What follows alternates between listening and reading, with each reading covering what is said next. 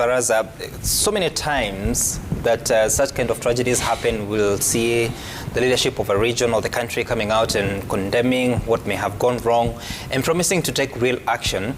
How do we, as a country, prevent such kind of disasters and tragedies to ensure that we don't continue to lose lives that could actually have been saved?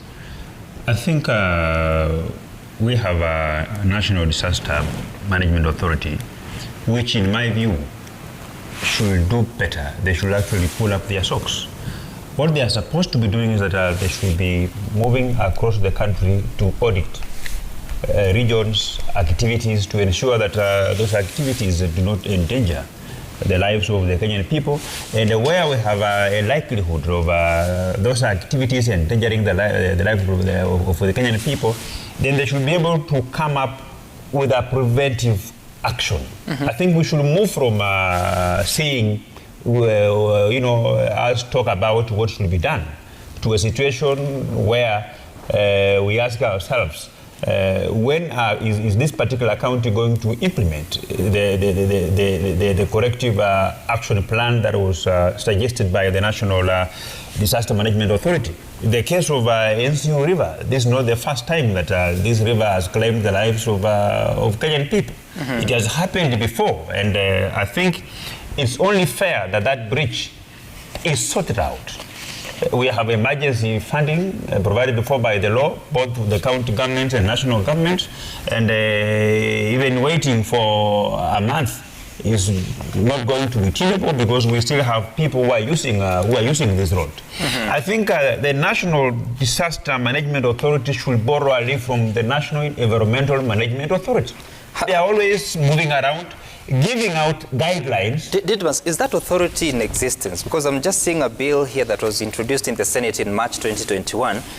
I am not certain if it has passed to establish. There is a bill which we passed in 2019.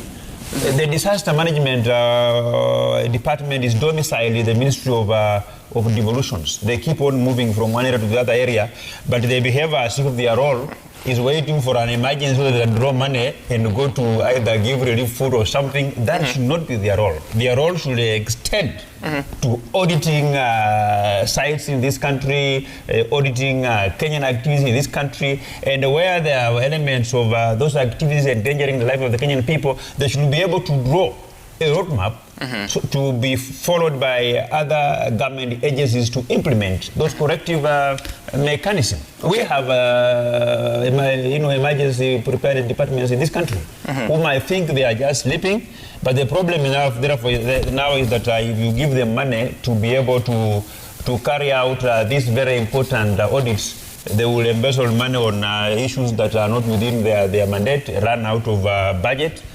So that is something that we need to do much more better. NEMA is doing very well in enforcing MCA regulations. We have the Directorate of Occupational Health and Safety also doing very well. They give institutions, benchmarks, guidelines on how to implement some of them.